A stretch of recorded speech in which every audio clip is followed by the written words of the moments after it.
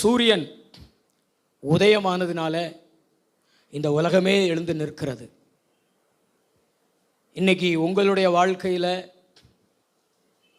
உங்களுடைய பொருளாதார நிலை, உங்களுடைய தொழில், உங்களுடைய வியாபாரம், உங்களுடைய வேலை, உங்கள் குடும்பத்தில் மகிழ்ச்சி, உங்களுடைய சரீரத்தில் சுகமான வாழ்வு, இதெல்லாம் எழுந்து நிற்காத நிலையிலே இருப்பதற்கு காரணம் நீங்கள் ஆவிக்குரிய வாழ்க்கையில் எழும்பி பிரகாசிக்காததுனால தான் உங்களுடையவைகள் எழும்பி நிற்காமல் இருக்கிறது.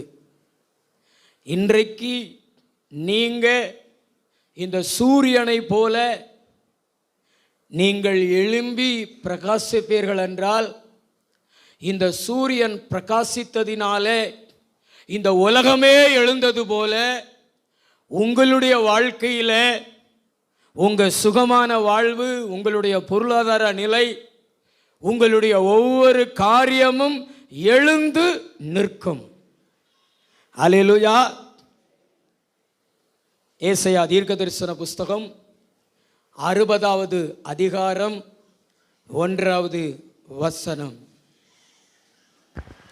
எழும்பி பிரகாசி, எழும்பி பிரகாசி, உன் ஒளி வந்தது, உன் ஒளி வந்தது, கர்த்தருடைய மகிமை உன்மேல் உதித்தது, கர்த்தருடைய மகிமை உன்மேல் உதித்தது.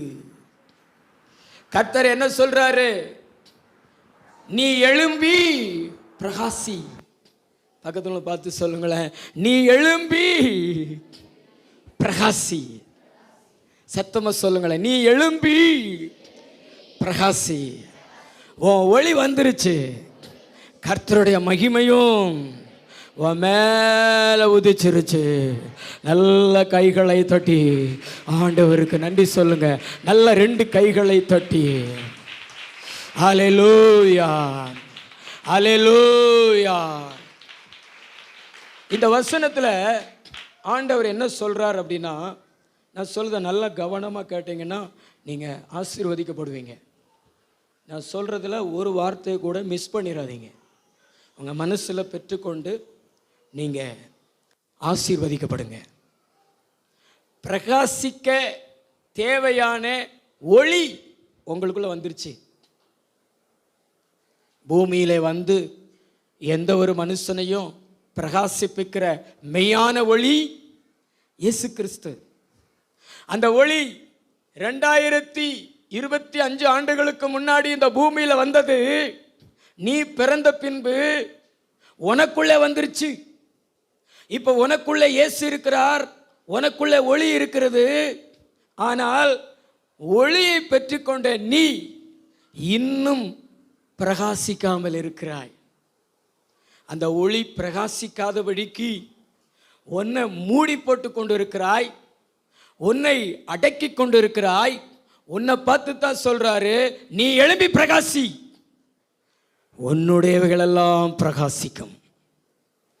இந்த அதிகாரம் முழுவதும் தேவன் அதைத்தான் சொல்லுகிறார். முதலாவதாக எழும்பி பிரகாசிக்கும் பொழுது எழும்பும் காரியங்கள். ஏசாயா 60:3. உன் வெளிச்சத்தின் இடத்திற்கு ஜாதிகளும். நல்லா கவனிங்க, என்ன வந்துருச்சு சொல்லுங்கள். வெளிச்சம். சத்தமா சொல்லுங்களேன். வெளிச்சம், பிரகாசித்தல் அப்படின்னா என்ன அர்த்தம்? இருள் அகன்று போயிருச்சு, வெளிச்சம் வந்துருச்சு. பக்கத்துல பார்த்து சொல்லுங்களேன், பிரகாசம்னா வெளிச்சம் வர்றது தான். வெளிச்சம் வந்துருச்சுன்னா இருள் அகன்று போயிருச்சு. முதலாவதாக நீங்க பிரகாசித்தீங்கன்னா உங்களை மூடி இருக்கிற, உங்க குடும்பத்தை மூடி இருக்கிற, உங்களுடைய வாழ்க்கை அதிகாரம் செலுத்தி கொண்டிருக்கிற அந்த இருளுக்கு இங்க வேலையே இருக்காது.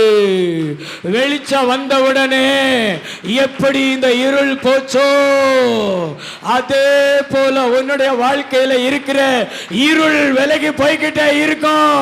ஏன்னா உனக்குள்ள இருந்து என்ன வந்துருச்சு? நீ என்ன கொடுக்க ஆரம்பிச்சுட்ட? வெளிச்சம். சொல்லுங்களேன்.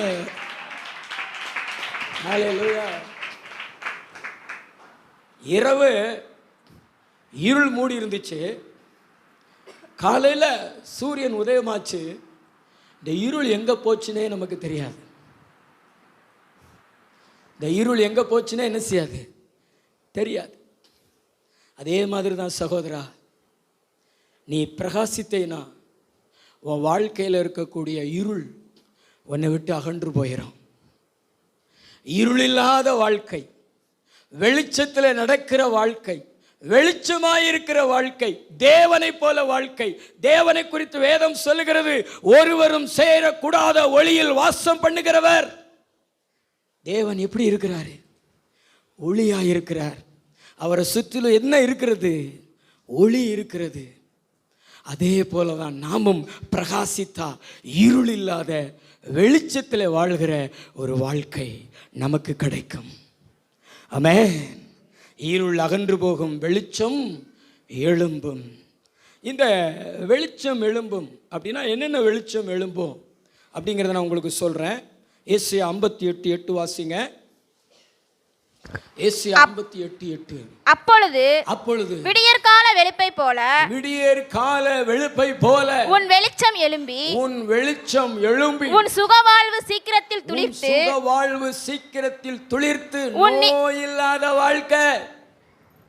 வெளிச்சம் எழும்பிருச்சுன்னா உங்க வாழ்க்கையில சுகவாழ்வு துளிர்க்கும். என்ன வாழ்வு துளிர்க்கும்? சுகவாழ்வு துளிர்க்கும். நோய் இல்லாத வாழ்க்கை, சுகமான வாழ்க்கை உங்களுக்கு கிடைக்கும்.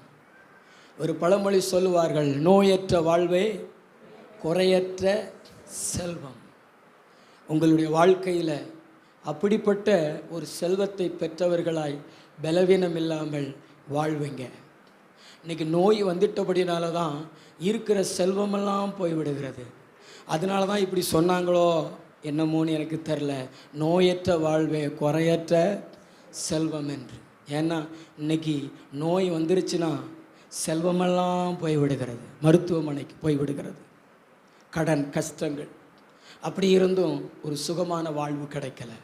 ஆனால் பரிசுத்த ஆவியானவர் சொல்கிறார், நீங்கள் எழும்பி பிரகாசித்தீங்கன்னா முதல்ல உங்கள் வாழ்க்கையில் வெளிச்சம் எழும்பும். என்ன வெளிச்சம் எழும்பும்னா ஒரு சுகமான வாழ்வு.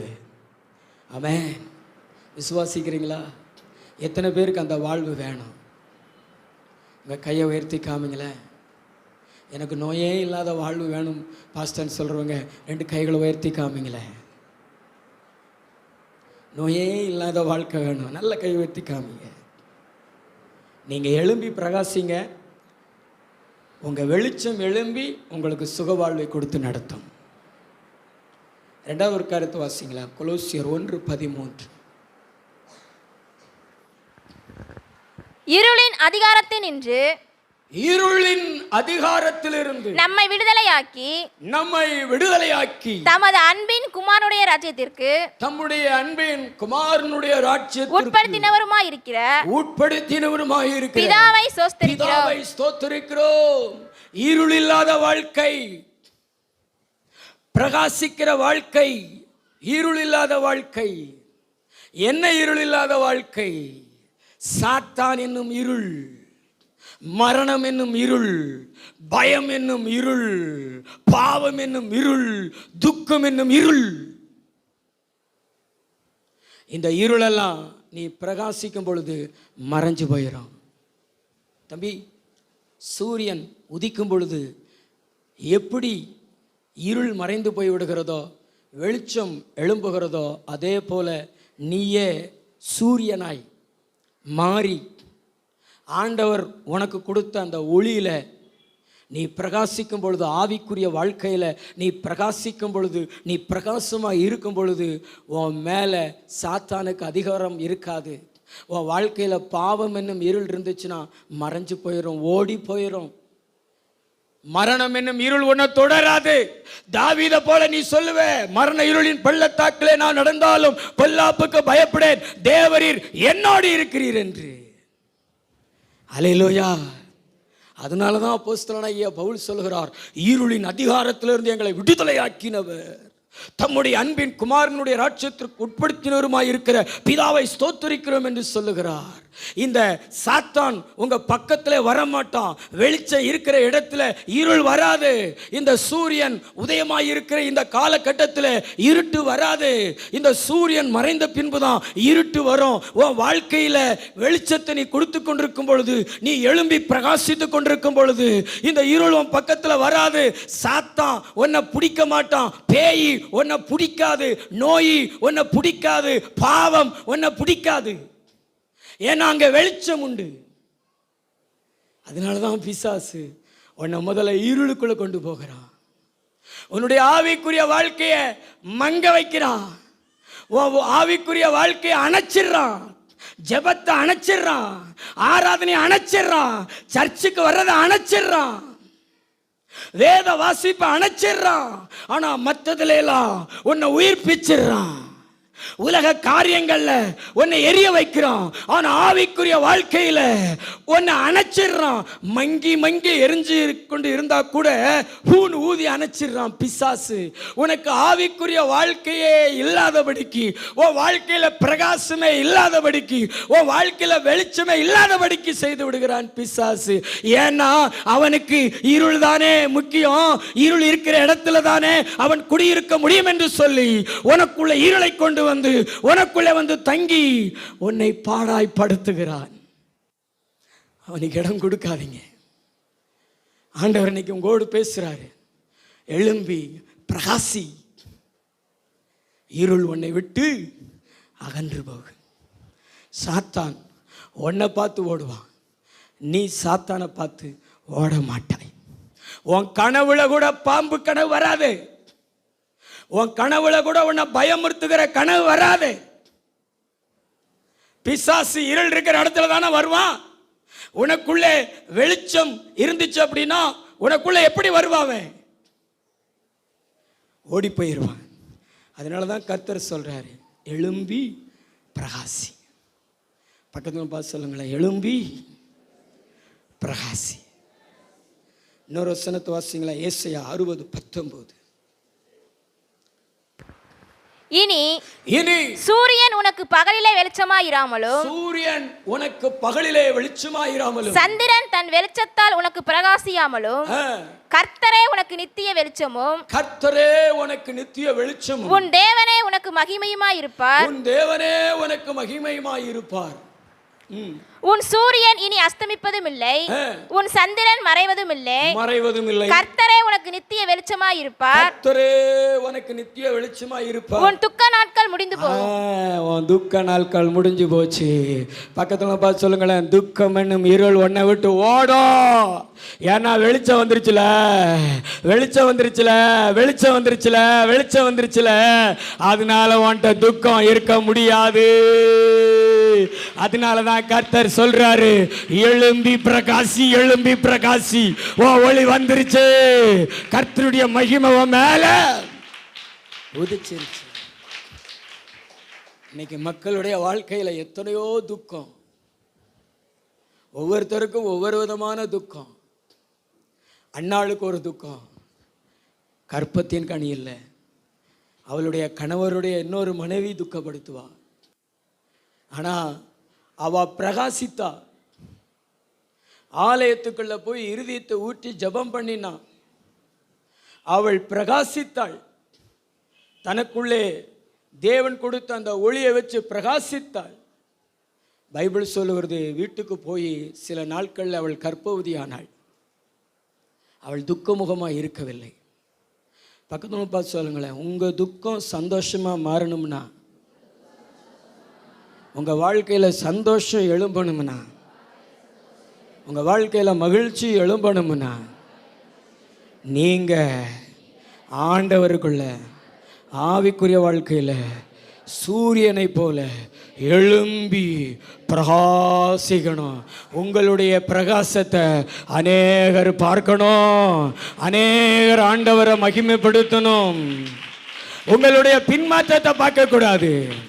உங்களுடைய அவிசுவாசத்தை பார்க்க கூடாது.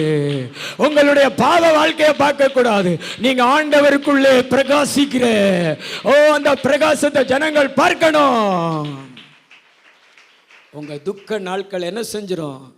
முடிஞ்சு போயிடும். உங்கள் குடும்பம், உங்கள் இருதயம் ஒரு குட்டி பரலோகமாக மாறும். இன்றைக்கி நிறைய குடும்பங்களில் மகிழ்ச்சி இல்லை, சந்தோஷம் இல்லை. கிறிஸ்தவர்களுடைய குடும்பங்களில் மகிழ்ச்சி இல்லை, சந்தோஷம் இல்லை. ஏன்னா ஸ்பிரிச்சுவல் லைஃபு அது எழும்பாததுனால தான். சர்ச்சுக்கு வாருங்க, பைபிளெலாம் கையில் வச்சுருக்கிறீங்க, ஆனால் உங்களுடைய ஸ்பிரிச்சுவல் ஆவிக்குரிய வாழ்க்கை பிரகாசிக்காததுனால தான்.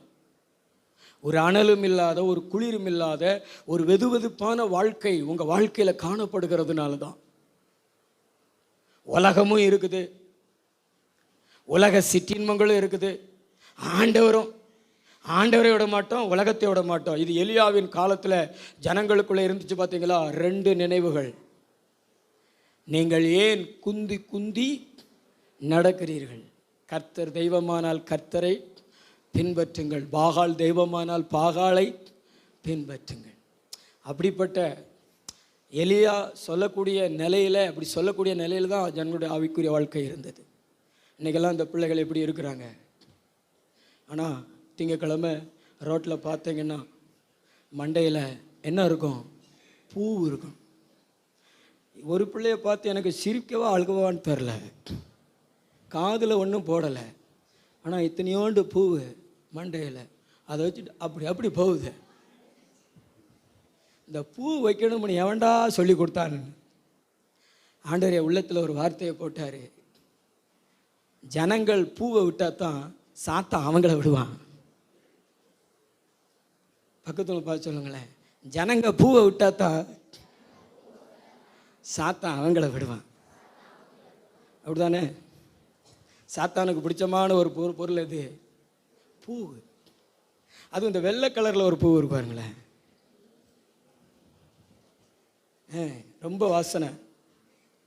எந்த பூவுமே தேவை கிடையாது. பூவும் பொட்டும் அது தேவ பிள்ளைகளுக்கு அது உகந்ததல்ல. ஜொல்ஸுமே வேதம் அதை அங்கீகரிக்கலை. அதெல்லாம் மக்களாக தான் போட்டுக்கிறாங்க. சில ஊழியக்காரங்களுக்குள்ள ஆசை, மனைவிக்கு போடணும், பிள்ளைகளுக்கு போடணும். அதனால் போதனையிலையுமே கர்த்தர் இப்படி போடக்கூடாதுன்னு சொல்லியிருக்காரா அப்படியெல்லாம் சொல்லி இன்றைக்கி நிறைய பேர் ஆட்டிக்கிட்டு அலையுதுங்க. ஊழியக்காரங்களும் ஆட்டிக்கிட்டு அலையுதுங்க, ஊழியக்காரங்களுடைய பிள்ளைகளும் ஆட்டிக்கிட்டு அலையுதுங்க.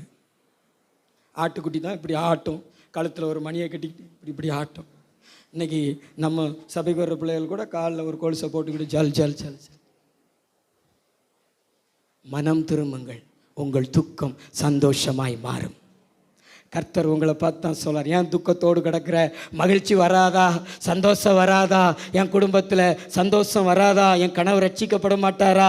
என் கணவர் மனம் திரும்ப மாட்டாரா? இந்த குடியிலிருந்தெல்லாம் விடுதலை பெற மாட்டாரான்னு ஏங்குறீங்களே, நீங்கள் விட வேண்டியதை விட்டுட்டு ஆவிக்குரிய வாழ்க்கையில் பிரகாசத்தை வெளிப்படுத்தி பாருங்களேன், வெளிச்சத்தை வெளிப்படுத்தி பாருங்களேன். நிச்சயமாக சொல்கிறேன், உன் துக்க நாட்கள் முடிஞ்சு போகும்.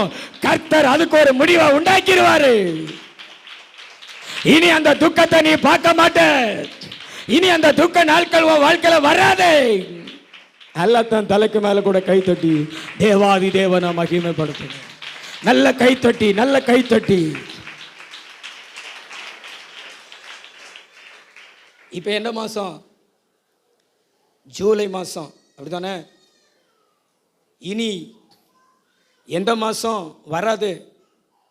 ஜூன் மாசம். 2025 ஜூன் 1ஆம் தேதி வருமா? வராது. அது என்ன செஞ்சிருச்சு? போயிடுச்சு, அது முடிஞ்சு போயிடுச்சு. அதே மாதிரி தான் உங்கள் வாழ்க்கையில் இதுவரைக்கும் உங்களை வேதனைப்படுத்தி கொண்டிருந்த துக்கம் அப்படியே போயிடும், அது முடிஞ்சு போயிடும். இனி உங்கள் வாழ்க்கையில் அதை நீங்கள் பார்க்க மாட்டீங்க, அது வராது உங்களுக்கு முன்னாடி. ஏன்னா அது முடிஞ்சிருச்சு. ஏன்னா கர்த்தர் உனக்கு நித்திய வெளிச்சமா இருக்கிறார். உன் துக்க நாட்கள் முடிஞ்சு போச்சு, கர்த்தர் உனக்கு நித்திய வெளிச்சமா இருக்கிறார். ஹல்லேலூயா. இதான் முதல் பாயிண்ட். இருள் அகன்று போகும், வெளிச்சம் எழும்பும்.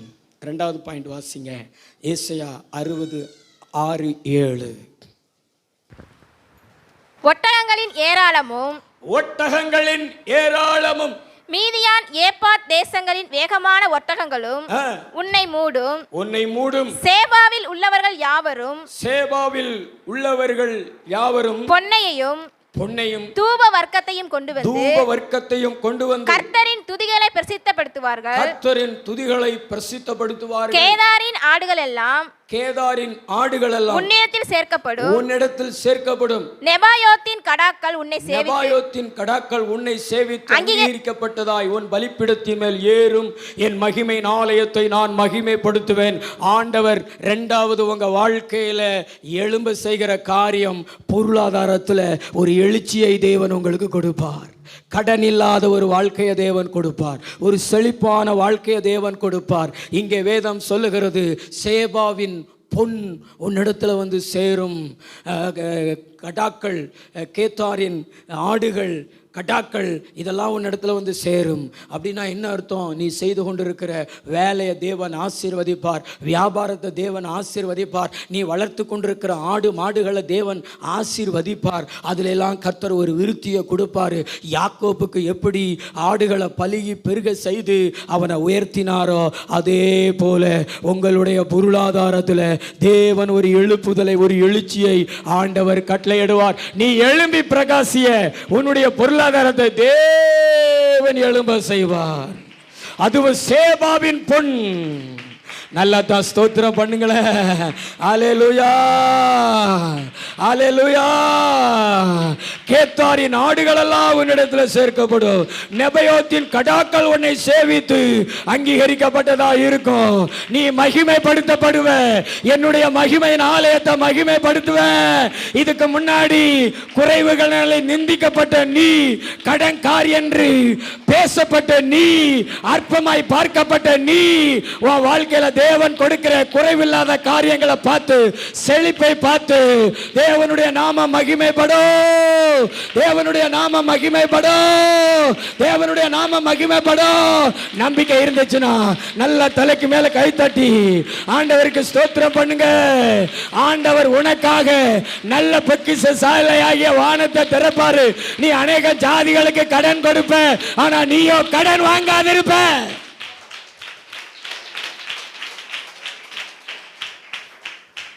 உலகத்தில் ஒரு பெரிய கஷ்டம் பொருளாதார கஷ்டம். என்ன கஷ்டம்? பொருளாதார கஷ்டம். அந்த பொருளாதார கஷ்டத்தை ஏசப்பா மாற்றுவதற்கு வல்லவராக இருக்கிறார். ஆனால் இன்னைக்கு நிறைய பேர் பார்த்தீங்கன்னா, என் பொருளாதார கஷ்டத்தை நான் மாற்றிடுவேன்னு சொல்லி அவங்க முயற்சி பண்ணுறாங்க. நீங்கள் உங்கள் பொருளாதார கஷ்டத்தை ஞாயிற்றுக்கிழமை கூட வேலை செஞ்சு கர்த்தருக்கு கொடுக்க வேண்டியதை கூட கொடுக்காம மிச்சம் பண்ணி எப்படியாகிலும் நான் முன்னேறிடுவேன்னு நீங்கள் நினைக்கிற அந்த காரியம் உளையான சேத்துக்குள்ளே நீங்கள் எழுந்திருக்க முயற்சி செய்கிறது போல. இந்த உளையான சேத்து பார்த்துருக்குறீங்களா தம்பி? உளையான சேத்து பார்த்துருக்கீங்களா? அந்த சேத்துக்குள்ளே ஒருத்தவங்க விழுந்துட்டாங்கன்னா இந்த காலை ஊனி இந்த காலை தூக்கும் பொழுது இவங்க எந்த அளவுக்கு தூக்குறாங்களோ அந்த அளவுக்கு இந்த கால் உள்ளே போயிடும். பிறகு இந்த காலை ஊனிட்டு இந்த காலை தூக்கும் பொழுது இவங்க இந்த காலை எவ்வளோ தூக்குறாங்களோ அவ்வளவுக்கு இந்த கால் உள்ளே போயிடும். எந்திரிக்கவே முடியாதுங்க. யாராவது வந்து நம்மளை தூக்குனா தான், காப்பாற்றினா தான் எந்திரிக்க முடியும். அது மாதிரி தான் நீ உன்னுடைய சுய முயற்சியில் கடன் அடைச்சிடலாம்னு நீ செய்கிற முயற்சி முடியாது. மனித சக்திக்கு மேலானது அது. அது தேவ சக்திக்கு உட்பட்டது. உன்னை தூக்கி விடுவதற்கு ஒரே ஒருவரால் தான் முடியும். அவர் பேர் இயேசு. அவர் பேர் இயேசு. அவர் கரத்தை நீட்டிட்டார்னா நீ வெளியே வந்துருவ. உன் கடல்ல இருந்து வெளியே வந்துருவ. அது கடலை போல கடலா இருந்தாலோ, கடலை போல கடனா இருந்தாலோ, கர்த்தர் அதுல இருந்து உன்னை வெளியே தூக்கி கொண்டு வந்துருவாரு.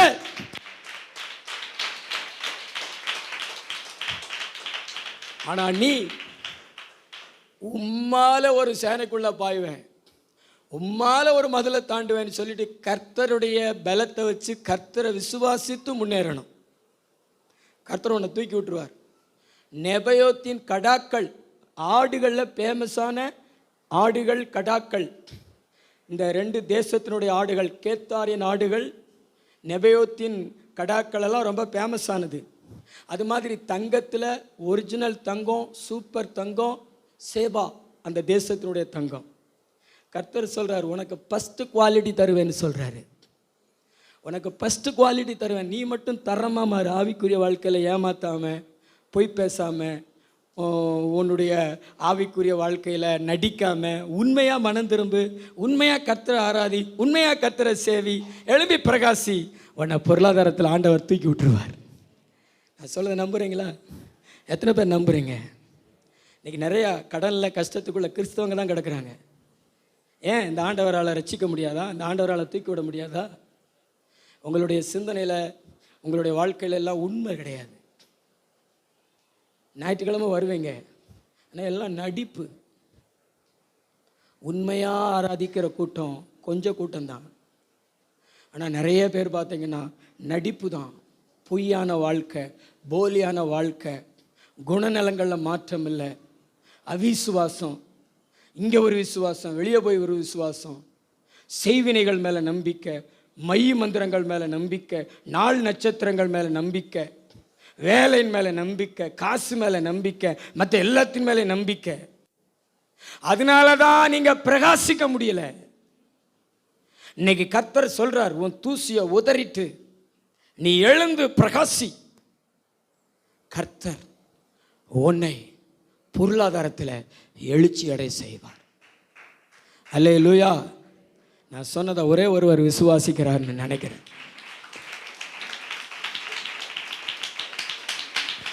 நான் மொத்தத்தில் சொல்கிறேங்க, கிறிஸ்தவர்கள் எல்லாருமே நடிக்கத்தான் செய்கிறார்கள். பெரும்பான்மையான கிறிஸ்தவர்கள், உண்மை கிறிஸ்தவர்கள் சொற்பம்.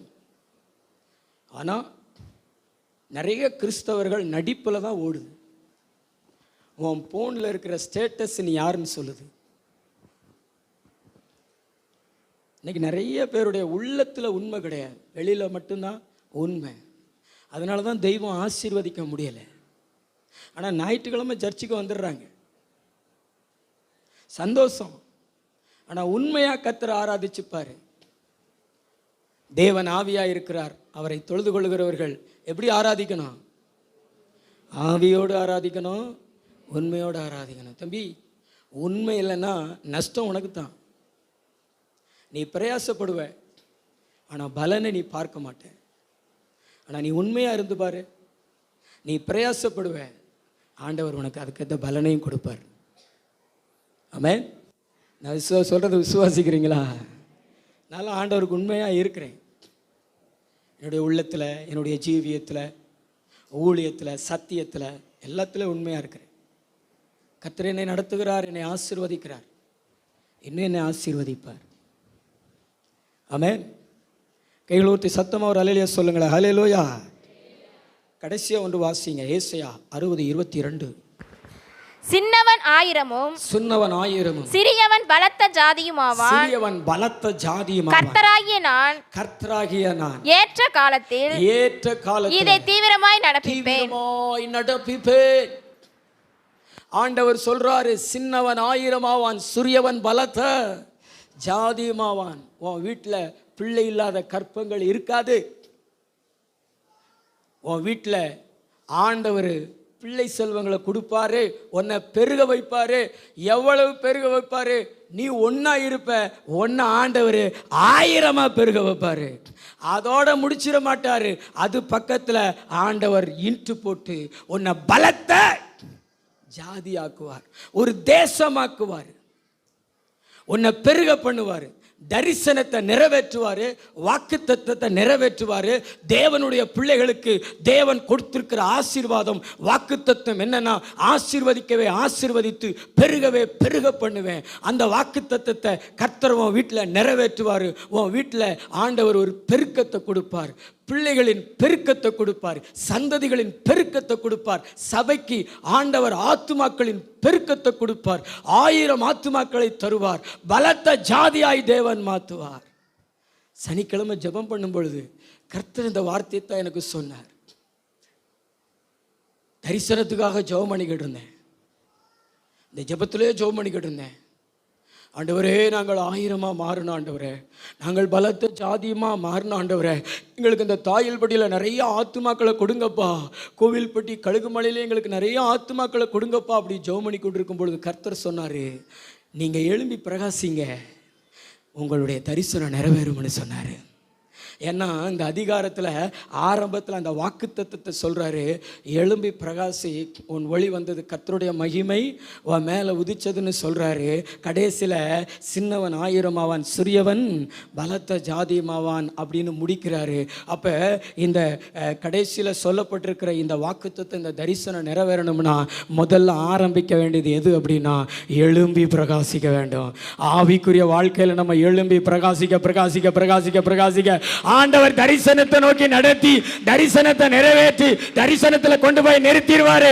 நாம் பார்க்கும்போது 1000 இருப்போம், நாம் பார்க்கும்போது பலத்த ஜாதியமாய் இருப்போம். நம்முடைய கண்களுக்கு அது ஆச்சரியமாக இருக்கும். இது தேவனால கூடும், மனுஷனால இது கூடாம போகலாம், ஆனா இது தேவனால கூடும்.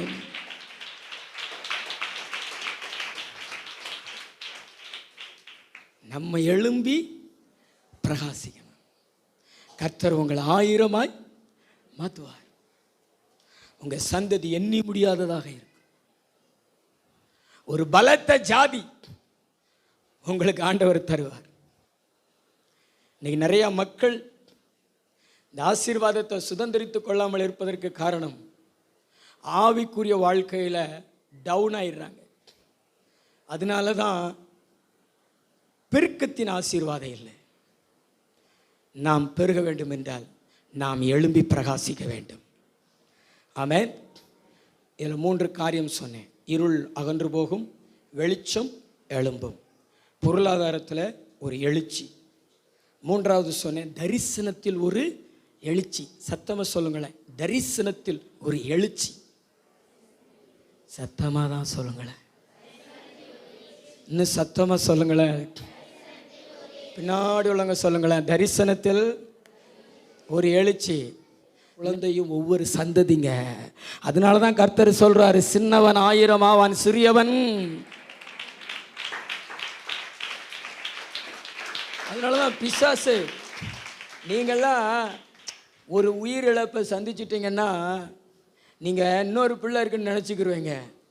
ஆனால் ஆண்டவர் ரொம்ப வருத்தப்படுவார். ஏன்னா ஒரு ஜெனரேஷனை அழிஞ்சு போச்சு. இந்த அபாசன் பண்ணுறாங்கள்ல துணிகரமாக, அவங்கெல்லாம் ஒரு சந்ததி அளிக்கிற படு பாதகத்திகள்.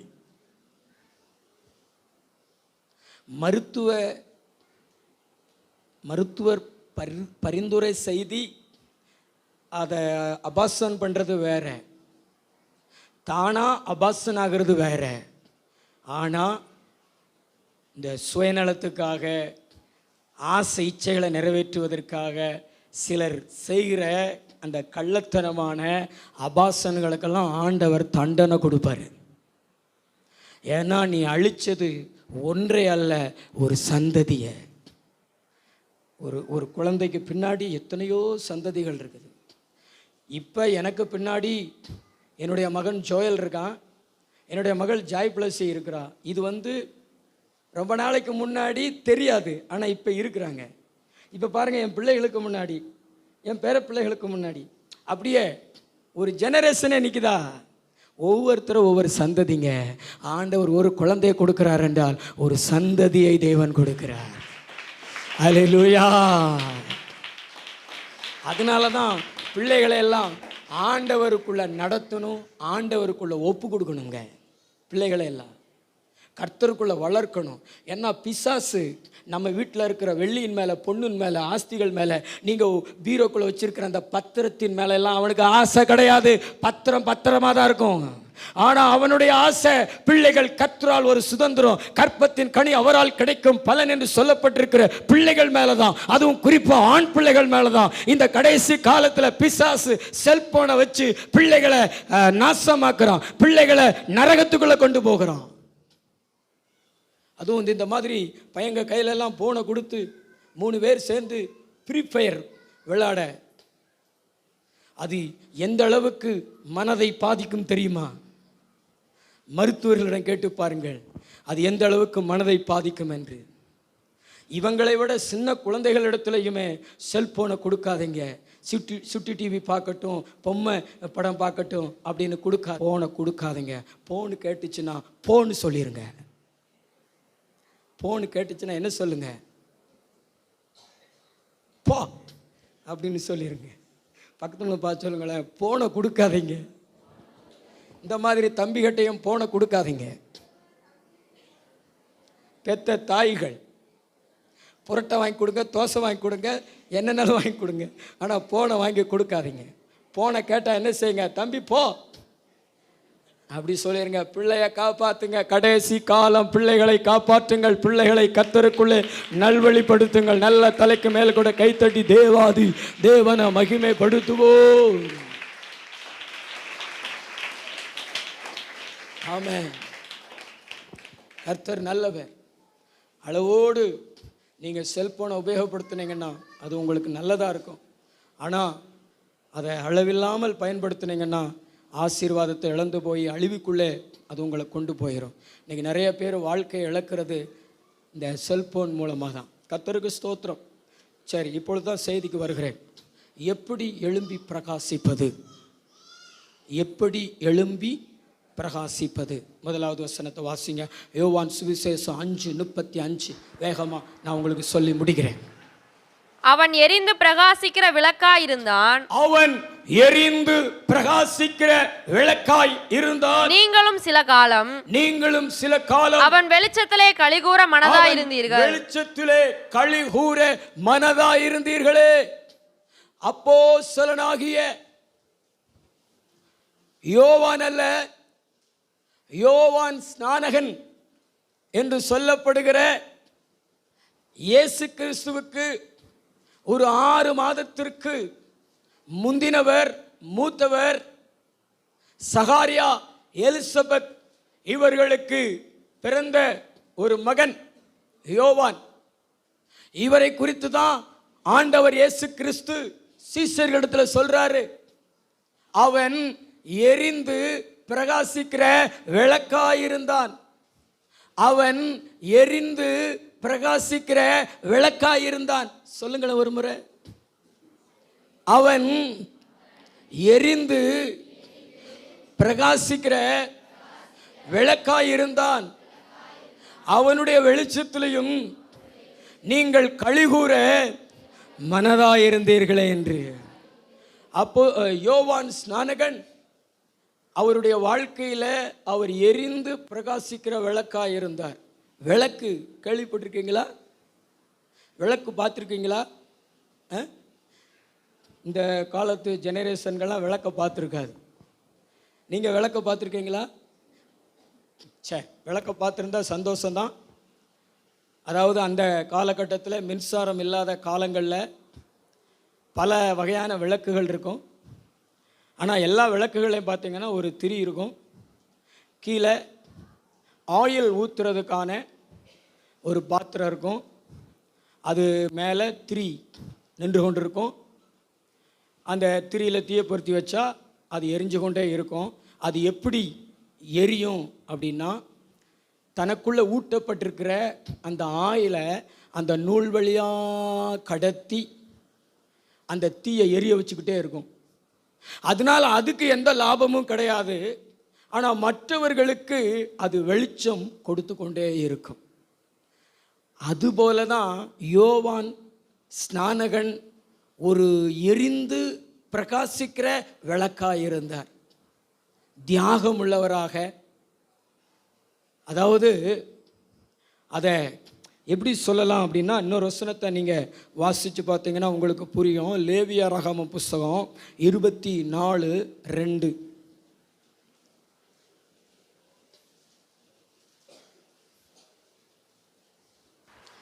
லேவியராகமம் 24:2.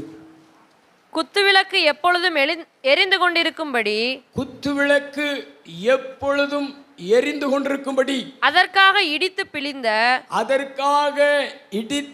பிழிந்த தெளிவான ஒலிவ எண்ணெயை இஸ்ரவேல் புத்திரர் உன்னிடத்தில் கொண்டு வரும்படி அவர்களுக்கு கட்டளையிடு. அல்லேலூயா. அதாவது தேவாலயத்தில் ஆசாரிப்பு கூடாரத்தில் குத்துவிளக்கு எரிவதற்கு எண்ணெய் எப்படி கொண்டு வரணும்னு ஆண்டவர் மோசேயின் இடத்துல சொல்றாரு. ஒலிவ காய்களை பிடுங்கி அதை இடித்து அதை பிழிஞ்சு அதில் சுத்தமான ஒரு எண்ணெய் ஒலிவ எண்ணெயை கொண்டு வர சொல்லு. என் குத்து விளக்கு மேலே அதை ஊற்றி அதை விளக்காக அவர்கள் எரிய வைக்க வேண்டும் என்று சொல்லி கட்டளையிட்டிருந்தார். அப்படித்தான் கொண்டு வர வேண்டும் என்று சொல்லியிருந்தார். இந்த இடித்து பிழியப்பட்ட ஒலிவ எண்ணெய் யார் அப்படின்னா நம்ம ஆண்டவராகிய இயேசு கிறிஸ்து. அவர் சிலுவையில் நம்முடைய மீறுதல்கள் நிமித்தமாக அடிக்கப்பட்டார், நம்முடைய அக்கிரமங்கள் நிமித்தமாய் நொறுக்கப்பட்டார். நமக்கு சமாதானம் உண்டு பண்ணும் ஆக்கினை அவர் மேல் வந்தது. அவருடைய தழும்புகளால் நாம் சுகமாகிறோம் என்று வேதம் சொல்கிறது. நம்ம ஆண்டவர் இயேசு கிறிஸ்துவை நொறுக்கி இடித்து ஒரு சொட்டு ரத்தம் கூட அவருடைய சரீரத்தில் இல்லாதபடிக்கு பிழிந்தெடுத்தார்கள். இன்னைக்கு நம்ம ஆண்டவர் இயேசு கிறிஸ்துவை அவருடைய இரத்தத்தை நமக்குள்ளே வைத்துக்கொண்டு நாம் அவரை உலகத்துக்கு வெளிப்படுத்தி கொண்டே இருக்கணும்.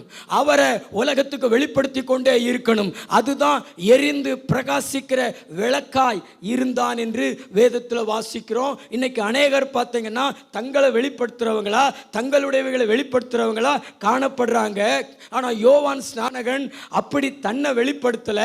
அவர் தங்கி இருந்த இடம் வனாந்தரம், அவர் உடுத்தியிருந்த வஸ்திரம் ஒட்டகத்தோல், அவர் சாப்பிட்ட உணவு காட்டு தீ வெட்டுக்கிளி. ஆனால் வனாந்தரத்தில் தான் படுத்து ஊழியம் செய்து கொண்டிருந்தார். வனாந்தரத்தில் ஒரு சத்தமிடுகிறவனுடைய சத்தம் கேட்கப்படும் என்கிற தீர்க்க தரிசன வார்த்தை அவர் வாழ்க்கையில் நிறைவேற்றிட்டு அவர் வனாந்தரத்தில் இருந்து ஆண்டவருக்கு ஊழியம் செய்தார். அநேகர் அவரிடத்துல வந்தாங்க, பாவ அறிக்கை செய்தாங்க. மனம் திரும்புதலுக்கென்று ஞானஸ்நானம் அவங்களுக்கு கொடுக்கல. அதாவது நம்ம மனம் திரும்பி ஞானஸ்நானம் எடுத்திருக்கிறோம். அவங்க இனி இயேசுநாதர் வரப்போறாரு, அதுக்கு பிறகு மனம் திரும்ப போகிறோம், அதுக்காக வேண்டி அவரிடத்துல ஞானஸ்தானம் பெற்றுக்கொண்டாங்க, பாவ அறிக்கையை செய்து பெற்றுக்கொண்டாங்க. அவங்கள பார்த்து தான் விரியன் பாம்பு குட்டிகளே அப்படின்னு சொல்லி உங்களுக்கு வரும் கோபத்திற்கு உங்களுக்கு வழிகாட்டினவன், வரும் கோபத்திலிருந்து தப்பித்துக்கொள்ள உங்களுக்கு வழிகாட்டினவன் யார் என்று கேட்கிற அளவிற்கு அந்த காரியங்கள் நடந்தது. நிறைய பரிசேயர்கள் நிறைய வேதப்பாரர்கள் கூட பாவ அறிக்கை செய்து அவர்கள் ஞானஸ்தானம் பெற்றுக்கொண்டார்கள். அங்கே ஒரு விளக்கு எரிந்து கொண்டிருந்தது. அந்த விளக்கு இடித்து பிழிந்து எடுக்கப்பட்ட இயேசு கிறிஸ்துவை உலகத்துக்கு வெளிப்படுத்துகிறதா, உலகத்துக்கு காண்பிக்கிறதா காணப்பட்டது. அதே போல இன்னைக்கு நாமும் நமக்குள்ள இயேசுவை வைத்துக்கொண்டு நம்முடைய வாயில, நம்முடைய கண்ணில், நம்முடைய காதில், நம்முடைய ஜீவியத்தில், நம்முடைய ஒவ்வொரு காரியத்திலையும் இயேசுவை வெளிப்படுத்தும் பொழுது அந்த இயேசு கிறிஸ்துனுடைய வெளிச்சத்தில் அநேகர் மகிழ்ச்சியை பெற்றுக்கொள்வாங்க, அநேகர் சந்தோஷத்தை பெற்றுக்கொள்வாங்க. இந்த இயேசு கிறிஸ்துவுக்குள்ள வருவாங்க, ஆண்டவருடைய நாம மகிமைப்படும். இதைத்தான் ஆண்டவர் சொல்லுகிறாரு. யோவான் எரிந்து பிரகாசிக்கிற விளக்காயிருந்தான் என்று. யோவான் எரிந்து பிரகாசிக்கிற விளக்காயிருந்தான் என்று.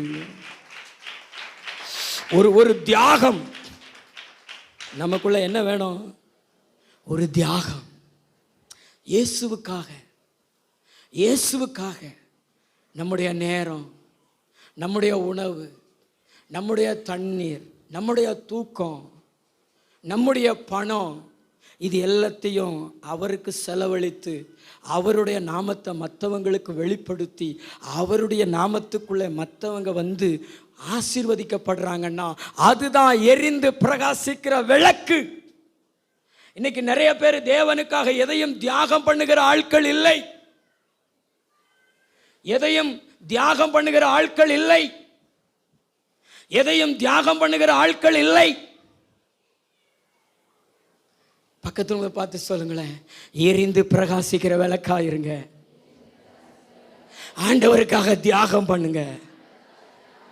உங்க நேரத்தை தியாகம் பண்ணுங்க, உங்க தூக்கத்தை தியாகம் பண்ணுங்க, உங்க சரீரத்தில் வலிய கூட ஆண்டவருக்காக பெற்றுக்கொண்டு ஆண்டவர் இந்த உலகத்துக்கு வெளிப்படுத்துங்க. தேவனுடைய நாமம் மகிமைப்படும், நீங்க ஆசீர்வதிக்கப்படுவீங்க. அதுதான் எரிந்து பிரகாசிக்கிற விளக்கு. நல்ல 2 கைகளை தட்டி ஆண்டவருக்கு ஸ்தோத்திரம் செலுத்துவீங்களா? நல்ல 2 கைகளை தட்டி ஆண்டவருக்கு ஸ்தோத்திரம் செலுத்துங்க. அல்லேலூயா. இன்னைக்கு மற்றதுக்கெல்லாம் வலியை அனுபவிக்கிறதுக்கு ஆயத்தமாக இருக்கிறாங்க, தங்களுக்காக வலியை அனுபவிக்கிறதுக்கு ஆயத்தமாக இருக்கிறாங்க. ஆனால் ஆண்டவருக்காக வலியை அனுபவிக்கிறதுக்கு ஆயத்தமாக இருக்கிறாங்களா? பக்கத்துல பார்த்துக்கலுங்களேன். ஆண்டவருக்காக வலியை அனுபவிக்கிறதுக்காக, வசனத்துக்காக வலியை அனுபவிக்கிறதுக்காக ஆயத்தமாக இருக்கிறாங்களா? பக்கத்துல பார்த்துக்கலுங்களேன். ஆயத்தமாக இருக்கிறீங்களா? அதுக்கெல்லாம் ஆயத்தமாக இருக்கிறது இல்லை.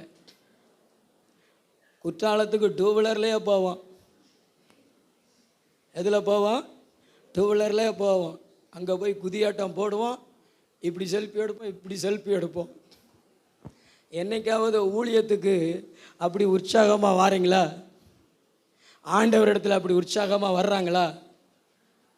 இன்றைக்கி நிறைய மக்கள் அப்படித்தான், தங்களுக்காக தியாகம், தங்கள் குடும்பத்துக்காக தியாகம். ஆனால் அதிலெல்லாம் உங்களுக்கு ஒரு பிரயோஜனம் வராது. நீ ஆண்டவருக்காக நீ தியாகம் பண்ணுகிற ஒவ்வொன்றும் உனக்காக பொருளாதாரத்தை எழுச்சி அடைய செய்யும், உனக்கு மகிழ்ச்சியை எழுச்சி அடைய செய்யும், உன் வாழ்க்கையில் சுகவாழ்வை எழுச்சி அடைய செய்யும், உன் வாழ்க்கையில் எதெல்லாம் எழும்பணுமோ அதெல்லாம் எழும்பி நிற்கும்.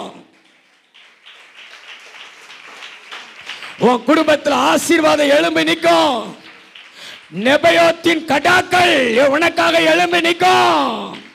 சேபாவின் பொன் உனக்காக எழும்பி நிற்கும். உன்னை கஷ்டப்பட விட மாட்டாரு, உன்னை கண்ணீர் வடிக்க விட மாட்டாரு. உன்னுடைய துக்கம் சந்தோஷமா மாறும். உன் துக்க நாட்களை கர்த்தர் ஒரு முற்றுப்புள்ளி வச்சு முடிச்சிருவாரு. ஏன்னா நீ கர்த்தருக்காக எரிந்து பிரகாசிக்கிற விளக்கு. தலைக்கு மேல கூட கை தட்டி தேவனை மகிமைப்படுத்துங்களேன். இன்னைக்கு ஆண்டவருக்காக பாடுகளை அனுபவிக்க, ஆண்டவருக்காக வலிகளை அனுபவிக்க, ஆண்டவருக்காக கஷ்டங்களை அனுபவிக்க ஆயத்தம் இல்லை. இன்னைக்கு யோவான்கள் இல்லை, இன்னைக்கு பிரகாசிக்கிற விளக்குகள் இல்லை. எதுக்கடுத்தாலும் ஒரு காரணம், எதுக்கடுத்தாலும் ஒரு சாக்கு. அதிகாலை ஜெபத்துக்கு ஏவல்ல தூங்கிட்டேன், தெரியாதா? நீ விளக்கா இருந்தேன்னா தூங்க மாட்டிய? நீ விழித்திருந்து மற்றவங்களுக்கு வெளிச்சம் கொடுப்பிய, ஆண்டவரை துதிப்பிய. ஓ வெளிச்சத்தில் மற்றவங்க நடப்பாங்களே. எழும்பி பிரகாசி, ஒரு விளக்காக மாறு. தியாகம் உங்களுக்குள்ள எழும்பட்டும். தியாகம் பக்கத்துங்க பார்த்து சொல்லுங்களேன், தியாகம் எழும்பட்டும். ஒரு பாடல் ஒன்றை நம்ம படிப்போம். இயேசுவின் பின்னே போக துணிந்தேன், பின்னோக்கே நான், பின்னோக்கே நான். அப்படி இந்த பாட்டு அருமையான ஒரு பாட்டு. இந்த பாட்டுக்கு பின்னாடி ஒரு 4 உயிர் மறைந்தது. அதனால தான் இன்றைக்கி இந்த பாட்டு அநேகருக்கு ஆசீர்வாதமாக இருக்கிறது. நம்ம இந்தியாவில் மேகாலயா அப்படிங்கிற ஒரு மாநிலத்தில், ஒரு கிராமத்தில் நற்செய்தி ஊழியம் அறிவிக்கும் பொழுது ஒரு குடும்பம் ஆண்டவரை ஏற்றுக்கொண்டார்கள். இது அந்த கிராம தலைவனுக்கு பிடிக்கலை. உடனே அவங்கள குடும்பமாக பிடிச்சிட்டு அவங்கள குடும்பப்படுத்தினா. அவங்களுக்கு 2 பிள்ளைகள், மனைவி, 3 பேரை நிற்க வச்சு, இந்த மனுஷனை அவங்களுக்கு முன்னாடி நிற்க வச்சு, நீ இயேசுநாதரை மறுதலி, இல்லைன்னா உன் பிள்ளைகள் மேலே அம்பை விட்டுருவோம் அப்படின்னு அவன் மிரட்டி இருக்கிறான். ஆனால் அவர் மறுதலிக்கலை. அவருக்குள்ள ஒரு பாட்டு வந்துச்சான். அது என்ன பாட்டுனா, இயேசுவின் பின்னே போக துணிந்தேன், பின்னோக்கே நான், பின்னோக்கே நான். உடனே அம்பை விட்டுட்டான். 2 பிள்ளைகளுமே மரித்து போனாங்க. இப்பயாவது மறுதலி அப்படின்னு சொன்னபோது அந்த மனுஷன் சொன்னாராம், சிலுவை என் முன்னால், உலகம் என் பின்னால், சிலுவை என் முன்னால், உலகம் என் பின்னால், பின்னோக்கே நான், பின்னோக்கே நான். மனைவி மேலேயும் அம்பு எறிஞ்சிட்டான், இவன் மேலேயும் இந்த கிறிஸ்துவ விசுவாசியின் மேலேயும் அம்பு எறிஞ்சிட்டான் அந்த தலைவன். அவங்க மரித்து போயிட்டாங்க. வீட்டுக்கு போயிட்டான். வீட்டுக்கு போனோடனே அவனுக்கு தூக்கம் வரல. இவங்க தங்கள் உயிரையும் கொடுத்து ஒருத்தரை நேசிக்கிறார்னா அதில் ஏதோ பெரிய விஷயமா இருக்கும் அப்படி சொல்லிட்டு அவன் யோசித்து யோசித்து யோசித்து அவன் ஆண்டவரை ஏற்றுக்கொண்டு ரட்சிக்கப்பட்டு ஆண்டவருடைய பிள்ளையா மாறிட்டான். அல்லேலூயா. இதாங்க எரிந்து பிரகாசிக்கிற விளக்கு. ஒரு தியாகத்துக்கு பின்னாடி அநேகருடைய ரட்சிப்பு இருக்குது. ஆனா இன்னைக்கு கிறிஸ்துவத்துக்குள்ளே கிறிஸ்துவ விசுவாசிகளுக்குள்ளே சுயநலம், நான், எனக்கு, என்னுடைய. அதனாலதான் கிறிஸ்துவ சபைகள்ல வளர்ச்சி இல்லை, எழுப்புதல் இல்லை. ஆண்டவர் உங்களை பார்த்து சொல்லுகிறார், எரிந்து பிரகாசிக்கிற விளக்காயிருங்கள். பக்கத்தில் பார்த்து சொல்லுங்களேன், ஆண்டவருக்காக தியாகம் பண்ணுங்க, தூக்கத்தை தியாகம் பண்ணுங்க, நடந்து வாங்க, முழங்காலில் நில்லுங்க, வலியையும் வேதனைகளையும் அவருக்கு அர்ப்பணம் செய்யுங்க. நீங்க எரிந்து பிரகாசிக்கிற விளக்கா இருந்தீங்கன்னா அந்த வெளிச்சத்தில் அநேகர் ஆண்டவரை ஏற்றுக்கொள்வாங்க. பிள்ளைகளை ஆண்டவரை ஏற்றுக்கொள்வாங்க. நம்பிக்கை இருந்துச்சுன்னா தலைக்கு மேல கூட கைத்தட்டி தேவாதி தேவனை மகிமைப்படுத்துங்க. ஹல்லேலூயா. இன்னொரு காரியத்தை வாசிங்களேன். நியாயாதிபதிகளின் புஸ்தகம் 5:31. கர்த்தாவே, கர்த்தாவே, உம்மை பகைக்கிற யாவரும் இப்படியே அழிய கடவர்கள். உம்மை பகைக்கிற யாவரும் இப்படியே அழிய கடவர்கள். அவரில் அன்பு கூறுகிறவர்களோ, அவரில் அன்பு கூறுகிறவர்களோ வல்லமையோடு உதிக்கிற சூரியனை போல இருக்க கடவர்கள் என்று பாடினார்கள். உதிக்கிற சூரியனை போல இருக்க கடவர் என்று பாடினார்கள். தெபோராள் நியாயாதிபதியின் காலத்தில் ஒரு தீர்க்கதரிசி பாடுகிறாள். எப்படி பாடுகிறாள்? உம்மிடத்தில் அன்பு கூறுகிறவர்கள் உதிக்கிற சூரியனை போல அப்படின்னு சொல்லல, வல்லமையாய் உதிக்கிற. அப்படி என்றால் நம்ம எப்படி பிரகாசிக்கணும்? ஒரு வல்லமையா உதிக்கிற சூரியனை போல பிரகாசிக்கணும். பக்கத்துல பார்த்து சொல்லுங்களேன், சூரியனை போல பிரகாசிக்கணும். அதுவும் வல்லமையாய் உதிக்கிற சூரியனை போல. இந்த சூரிய வெளிச்சத்தில் நின்றால் எவ்வளவு மக்கள் பாதிப்படைகிறார்கள். நீங்க சட்டை போடாம ஒரு சூரிய வெளிச்சத்தில் ஒரு மணிக்கு 2 மணிக்கு நின்றீர்கள் என்றால் உங்களுடைய சரீரம் என்ன ஆயிரும்? உங்கள் சரீரத்தையே அது என்ன செஞ்சிடும்? எரிச்சிடும். செருப்பு போடாமல் நடந்தீங்கன்னா உங்கள் காலே சுட ஆரம்பிச்சிடும். அதே மாதிரி தண்ணி, வெயில் காலத்தில் டேங்கில் வச்சுருக்கிற தண்ணி எல்லாமே சூடாக தான் வரும். நாங்கள் கூட மேலே வச்சுருக்கிற அந்த டேங்கு போன வாரம் ஞாயிற்றுக்கிழமை கூட மதியம் குளிப்பதற்காக, குளித்து விட்டு கோயில்பட்டிக்கு ஊழியத்திற்கு போவதற்காக டேப்பை திறந்த உடனே பச்சை தண்ணி பைப்பிலேயே சுடு தண்ணியாக வந்தது. கொஞ்ச நேரம் அதை ஓட விட்டு அதுக்கு பிறகு தண்ணியை பிடிச்சி குளித்து பார்த்தா உடம்புல ஊற்றினா சுடுது. அப்போ அந்த சூரியனுக்கு எவ்வளோ பவர் இருக்கு பாருங்களேன். ஆண்டவர் சொல்கிறாரு, நாமும் சாதாரணமாக இருக்கக்கூடாது, எரிக்கிற அக்கினியை போல சாத்தானுடைய செயல்களை அழிக்கிற, பாவத்தை அழிக்கிற, உலகத்தில் ஜெயத்தை எடுக்கிற அப்படிப்பட்ட ஒரு வல்லமையாய் உதிக்கிற சூரியனை போல எழும்ப வேண்டும். இன்னைக்கெல்லாம் பேய்களுக்கு மக்கள் பயப்படுறாங்க, பில்லி சூனியங்களுக்கு மக்கள் பயப்படுறாங்க, மை மந்திரங்களுக்கு பயப்படுறாங்க. ஆனால் பிலிப்பு என்கிற ஒரு தேவனுடைய அப்போஸ்தலன் சமாரியா பட்டணத்தில் போய் பிரசங்கிக்கும் பொழுது ஒரு தேவனுடைய வல்லமையை வெளிப்படுத்தி பார்த்தீங்கன்னா மந்திரவாதியே ரட்சிக்கப்படுறான், மந்திர புஸ்தகங்களை எரிச்சிட்டு ரட்சிக்கப்படுறான். அங்கே இருந்து அசுத்த ஆவிகள்லாம் அலறி ஓடுகிறது. இன்னைக்கு ஒவ்வொரு விசுவாசிகளும் பவராக இருந்தாங்கன்னா இந்த உலகம் எப்பொழுதே சந்திக்கப்பட்டிருக்கும். இந்த உலகத்தில் இருக்கிற சாத்தான் அழிஞ்சு போயிருப்பான் எப்பொழுதோ. ஆனால் இன்னைக்கு இருக்கிற விசுவாசிகள் பார்த்தீங்கன்னா அனலும் இல்லாமல் குளிரும் இல்லாமல் ஏதோ கடமைக்காக வாழ்ந்து கொண்டிருக்கிறார்கள். பேய்களை துரத்துகிற விசுவாசிகள் எழும்ப வேண்டும். அல்லேலூயா. அவங்களுடைய ஜெபம் ஆரம்பமான உடனே சாத்தான்கள் நடுங்க ஆரம்பிக்கணும், சாத்தான்கள் ஓட ஆரம்பிக்கணும். வாசித்து பாருங்களேன். அப்போஸ்தலர் நடபடிகள் 8வது அதிகாரம் 5வது வசனம் வாசிங்களேன்.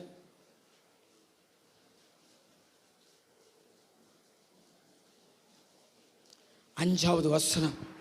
அப்பொழுது பிலிப்பு என்பவன் சமாரியாவில் உள்ள ஒரு பட்டணத்திற்கு போய் அங்குள்ளவர்களுக்கு கிறிஸ்துவை குறித்து பிரசங்கித்தான். பிலிப்பு செய்த அதிசயங்களை ஜனங்கள் கேட்டு அவனால்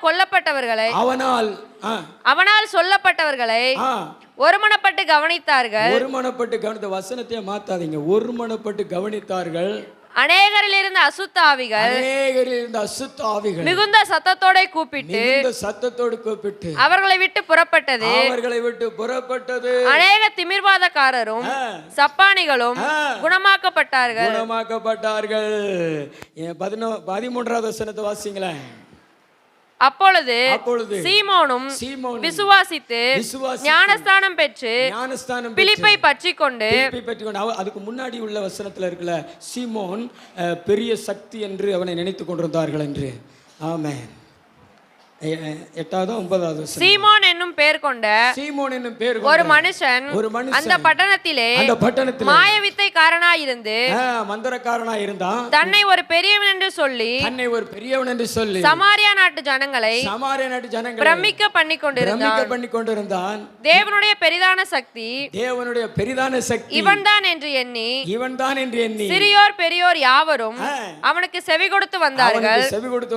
13 வாசிங்க. அப்பொழுது சீமோனும் விசுவாசித்து ஞானஸ்தானம் பெற்று பிலிப்பை பற்றிக் கொண்டான். இதுதான் வல்லமையாய் உதிக்கிற சூரியனை போல பிரகாசிக்கிறது. பிலிப்பு சமாரியா பட்டணத்தில் போய் பிரசங்கித்த பொழுது எது சத்தமிட்டு ஓடின சொல்லுங்களேன். நீங்க உங்க ஊர்களில் கைத்தட்டி பாட்டு பாட்டி கூட்டம் நடத்தும் பொழுது அந்த ஊருக்குள்ளே இருக்கிற அநேக அசுத்தாவிகள் அலறி ஓடி வந்து நீங்கள் ஜெப கூட்டம் நடத்தி கொண்டிருக்கிற வீட்டுக்கு முன்னாடி விழணும். நீங்கள் ஜெப கூட்டம் நடத்துகிறத விட்டுட்டு அங்கே போய் ஜெபம் பண்ணி ஒவ்வொருத்தரும் விடுதலையாகி அடுத்த வாரம் சர்ச்சுக்கு வரணும். அந்த மாதிரி நடக்குதா? ஆனால் நீங்கள் உங்கள் விசுவாசியாக வரலையான்னு நீங்கள் ஏங்கிக்கிட்டு இருக்கீங்க. இன்னைக்கு ஆண்டவங்களை பார்த்து சொல்கிறாரு, நீங்கள் வல்லமை உள்ள உதிக்கிற சூரியனை போல மாறுங்க, பிரகாசிங்க. உங்கள் பின்மாற்றத்திலிருந்து எழும்பி பாருங்களேன். ஹல்லேலூயா. எங்க விக்கிரக ஆராதனையே நடக்காதபடிக்கு நம்ம ஜெபித்து தடுத்துடலாம், ஜனங்களை ரட்சிப்புக்குள்ள கொண்டு வந்துடலாம். நீங்களாம் மந்திரத்தையும் மையையும் ஜனங்கள் பெருசாக நினைக்கிறாங்க. நீங்கள் கூட அப்படித்தான் பெருசாக நினைக்கிறீங்க. நான் அப்படியெல்லாம் பெருசாக நினைக்கல பாஸ்டர் அப்படி சொல்கிறேங்க. கையை ஒத்தி காமிங்க. கை உயராது. இப்போ தானே புருஷனுக்கு மை வச்சுட்டு வந்திருக்கேன். சும்மா ஏதாச்சும் சொல்கிறேன், உண்மையாக இருக்கும் போல். நாங்கள் அதெல்லாம் நம்புறதில்ல பாஸ்டர்னு சொல்கிறவங்க 2 கையை உயர்த்தி காமிங்களேன். எவ்வளோ பைப்பையா சொல்கிறாங்க. உண்மைதான் பாஸ்டர் அப்படி சொல்கிறாங்க. நல்ல கையை கீழே போடாமல் ஸ்ட்ராங்காக பிடிச்சிக்கோங்க. இங்கே உள்ளவங்களாம், தம்பி ஜாஸ்வா யாருக்கும் செய்வன வைக்க போறியா? கையை உயர்த்தி காமி, நல்ல கையை உயர்த்தி காமி. ஆமாம். இப்படியே விசுவாசமாக இருந்தீங்கன்னா உங்களை ஆண்டவர் வல்லமையாய் உதிக்கிற சூரியனை போல நடத்துவார். அதான் பிரகாசித்தல். உங்களுக்கு எவன் செய்வன வச்சாலும் பலிக்காது. நீங்க ஜெபம் பண்ணீங்கன்னா செய்வன எல்லாம் தட்டு பறந்துரும். நல்ல கையை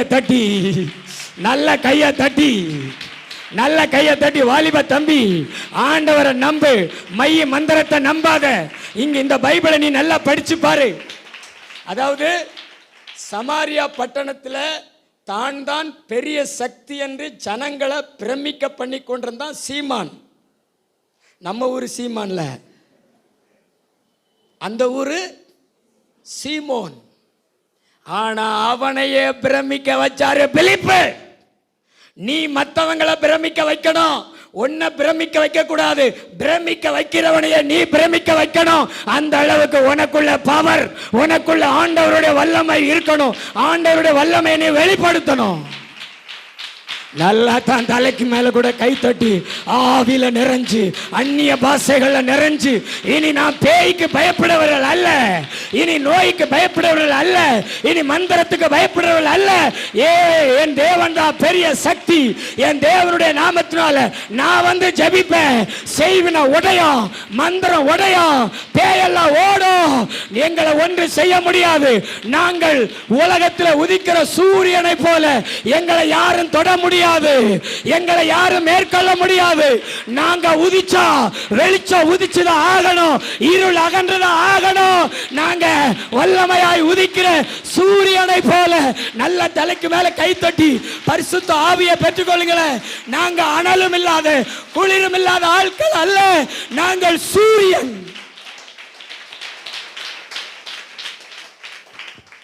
நீங்க நடந்தீங்கன்னா அந்த இடத்துல பேய் இருக்க மாட்டான். நீங்க ரோட்டு வழி நடந்து போனீங்கன்னா அவன் ஓடுவாங்க. நல்லா ஆண்டவரை ஏற்றுக்கொண்ட பின்பு நான் பேய்க்கு பயந்ததே கிடையாது. எனக்கு 2 மணி 1 மணி எத்தனை மணி ஆனாலும் எந்த பாதை வழியும் போவேன். ஏன்னா எனக்குள்ள ஒரு நம்பிக்கை இருக்கு, நானே சூரியன். பக்கத்தில் பார்த்து சொல்லுங்களேன், உலகத்தில் இருக்க நம்ம கட்சி சின்ன சூரியன் அல்ல, நானே சூரியன். எரிச்சிருவேன் சாத்தானே. நான் பார்த்தாலே சாத்தான் எரிவான், நான் வாயை திறந்தாலே சாத்தான் பொசிங்க போயிருவான். என் ஆண்டவருடைய நாமத்தை நான் சொன்னேன்னா சாத்தான் இல்லாமல் போயிருவான். யாக்கோபுக்கு விரோதமான மந்திரவாதம் இல்லை, இஸ்ரவேலுக்கு விரோதமான குறி சொல்லுதலும் இல்லை. நல்லா வீட்டுக்குள்ள உட்காந்து அந்நிய பாஷையை மட்டும் பேசிக்கிட்டே இருங்க. சர்ச்சுக்கு வரும்பொழுதுல ஆவியில நிரம்பி ஜெபம் பண்ணிக்கிட்டே இருங்க. நிச்சயமா உங்க மேல வரங்கள் இறங்கும். நீங்க அசுத்த ஆவிகளை துரத்துவீங்க. நீங்க ஜெபம் பண்ணும் பொழுது அசுத்த ஆவி ஓடும், நோய்கள் சுகமாகும். நீங்க ஒரு வல்லமையாய் உதிக்கிற சூரியனை போல இருப்பீங்க. ஏன்னா நீங்க தேவனிடத்தில் அன்பு கூறுகிறவர்கள். ஆமென். இன்னொரு பாயிண்ட் இருக்கு, சொல்றதுக்கு நேரம் இல்லை. 2 கருத்தை உங்களுக்கு முன்பாக வச்சிருக்கிறேன். விளக்கை போல, அதுவும் எரிந்து பிரகாசிக்கிற விளக்கை போல. இன்னொன்று வல்லமையாய். பக்கத்துல பார்த்து சொல்லுங்களா, வல்லமையாய். சத்தமா வல்லமையா சொல்லுங்களா, வல்லமையாய் உதிக்கிற சூரியனை போல. இப்ப எல்லாரும் மேலே ஆண்டோட வல்லமை இறங்க போது பாருங்களேன். எல்லாரும் டக்குன்னு முழங்கால் போடுங்களேன். 1 செகண்ட் தான். ஓ ஷாக்கா பாக்கா ஷாக்கா பாக்கா ஓ காபா சக்காபா. அசுத்தாவியெல்லாம் இப்போ ஓடும் பாருங்களேன், அல்லறி வெளியேறும் பாருங்களேன். நான் சொல்றத நம்புறீங்களா? 2 கைகளை நல்லா உயர்த்திக்கோங்க. நான் சொல்லும் பொழுது கைத்தட்டி ஆண்டவருடைய வல்லமையை பெற்றுக்கொள்ளுங்க. ஓ கையை கீழே போடாதீங்க. மரண ஆவி பாதாளத்தின் வல்லமைகள் எல்லாம் ஓடும் பாருங்களேன். வாலிப தம்பி, உனக்குள்ள இருக்கிற அந்த நிர்விசாரம் பின்மாற்றத்தின் ஆவிகளாக வெளியேறும். நல்ல கையை உயர்த்தி இயேசுவே.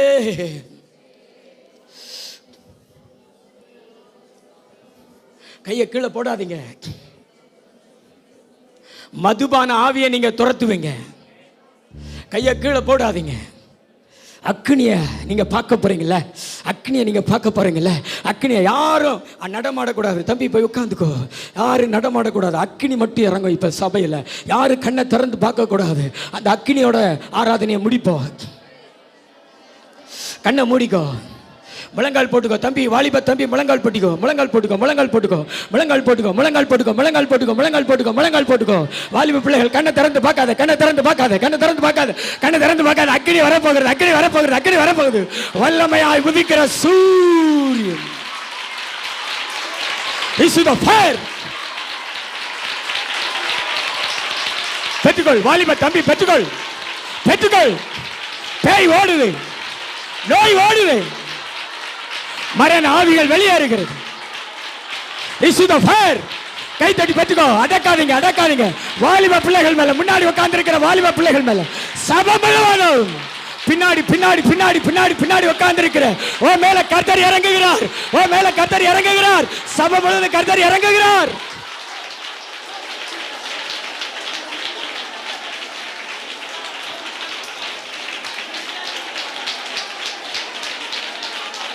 நன்றி இயேசுப்பா,